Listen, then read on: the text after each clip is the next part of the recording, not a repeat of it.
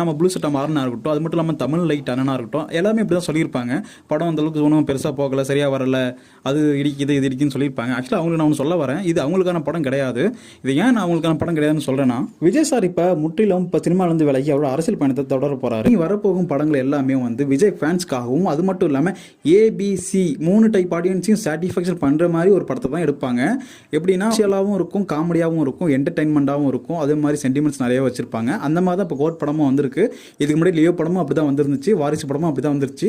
இதுக்கப்புறம் வரப்போகிற படமும் இப்படி தான் இருக்கும். இதை தான் தளபதி 69 படத்தோட டேரக்டர் சொல்லியிருக்காரு. இதை தான் ப்ளூ சட்டை மாறணும் தமிழ் நண்பரும் சொல்லியிருப்பாங்க. இது ஒன்றும் தப்பு கிடையாது, அவங்க பாயிண்ட் ஆஃப்லேருந்து பார்க்கும்போது கரெக்ட். நான் ஏன் இப்போ இதை சொல்கிறேன்னா, அவங்க பாயிண்ட் ஆஃப்லேருந்து பார்க்கும்போது எந்த அளவுக்கு சரியோ அது மாதிரி தான் என்னுடைய பாயிண்ட் ஆஃப்லேருந்து பார்க்கும்போது நான் சொல்கிறது சரியாக படுது. ஏன்னா படம் அதிக வசூல் எடுத்துருச்சுங்கிறதுக்காண்டி அது படம் சூப்பர் ஹிட் படம்னு சொல்லிட முடியாது. கம்மியான கலெக்ஷன் தான் எடுத்திருக்கு அப்படின்ட்டு அந்த படம் மொக்க படம்னு சொல்லிட முடியாது.